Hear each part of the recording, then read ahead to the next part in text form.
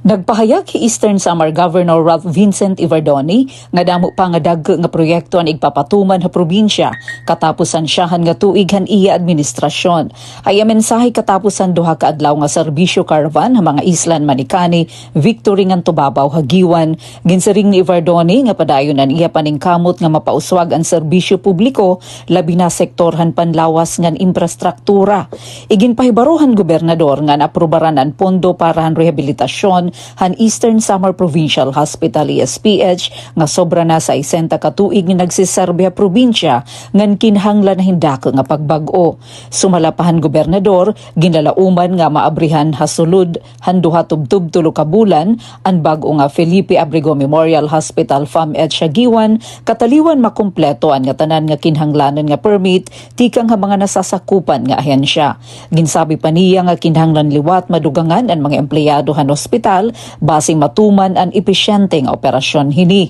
Labutan mga proyekto hapan lawas, iginanunsyo ni Ivardoni nga makakabenepisyon nga tanan nga 22 nga munisipyo sa nga syudad nga ng gobyerno probinsyal, pinaagihan Local Government Support Fund LGSF program han administrasyon ni Presidente Ferdinand Marcos Jr. Upudhan mga nakalinya nga proyekto, ang pagkongkreto ngan pag-upay han mga kalsada, hamag kaiba-iba nga bahin han giwan ngan Llorente, lakip na mga interior barangay nga waray patuhay nga akses sa kalsada.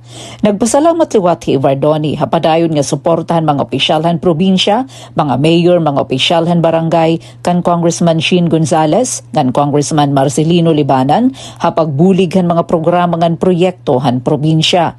Gintagan doon han gobernador nga duha pa ka tuig nga nahibibilin han iya termino nga nagpasarig nga magpapadayon an iya administrasyon hapaghatag hinmas maupay nga serbisyo para hangatanan nga estiyanon. No. Nga na di na mag-iya, I think hopefully 2, maybe 3 months before mag-open na taton pinakabago nga public hospital naman ni taton probinsya. Di na naman Giwan, itong FAMH nga bago. Aada na itong structure, itong mga equipment, aada na. Naguhulat na lang kita yung mga permits naton, no? From DOH, permits naton BFP. So hopefully ma-fast track natin ini. There's 2 more years to go and magsiservisyo lang kita, magpapadayon lang kita magserbisyo. And nalilipay ako kasi full force itong suporta and provincial officials naton, mga mayors naton, mga barangay officials naton, ngayon ito naton na ni Congressman Sheen Gonzales, si Congressman Nonoy Libanan, aada la na ugop perme iton mga programa, iton mga activities ito natong probinsya.